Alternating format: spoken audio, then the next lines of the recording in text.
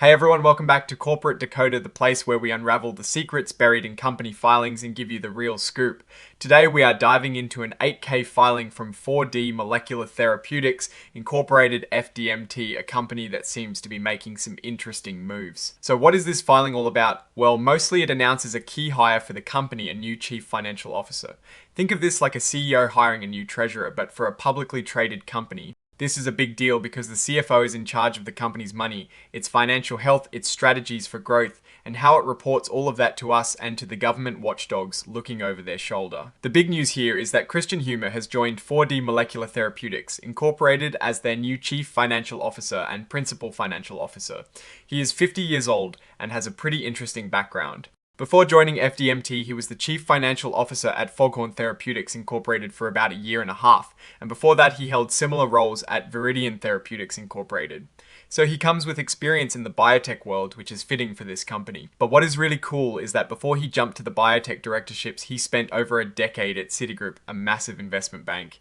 He even made it to managing director in their healthcare investment banking group. What does that mean in plain English? It means he spent years advising other companies on how to raise money, how to structure deals, and how to navigate the complex world of finance, especially within the healthcare industry. This kind of experience is super valuable for a CFO because they understand how the financial markets work and how to position the company to get the best results. He also got his advanced business degree from Duke University and a bachelor's degree in accounting and economics from the University of Reading. So he has the education to back up that experience. Now, what does this new CFO bring to the table in terms of his compensation? This is where things get really interesting because it tells us how much the company values him and what they are incentivizing him to do. He is getting an annual base salary of $520,000.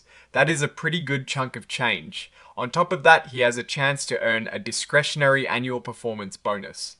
The target for this bonus is 40% of his base salary, so if he hits all his goals, he could make an extra $208,000. That is a significant incentive to perform well, but it doesn't stop there.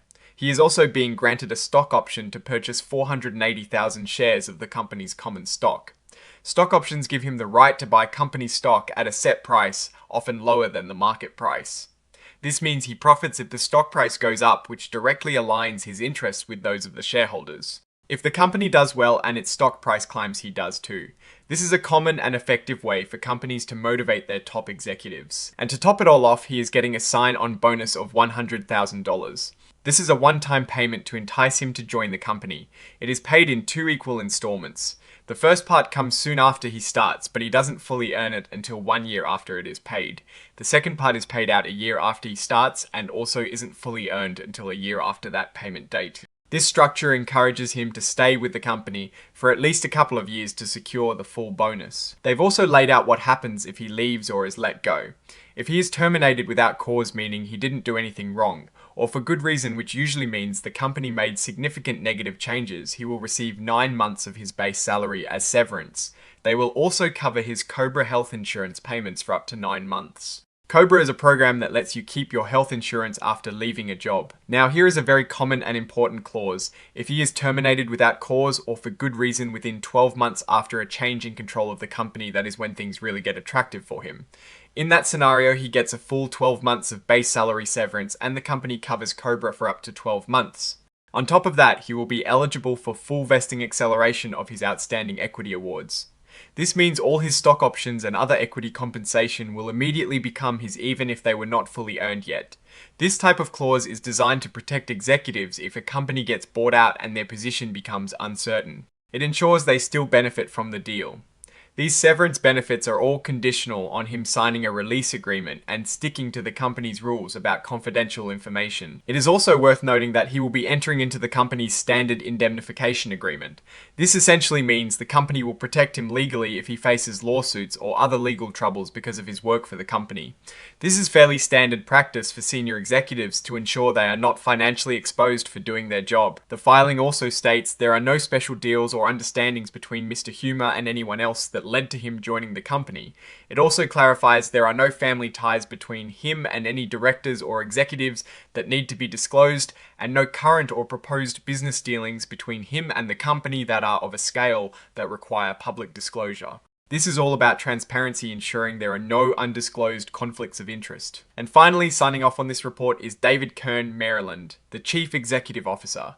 This confirms the company is officially filing this information.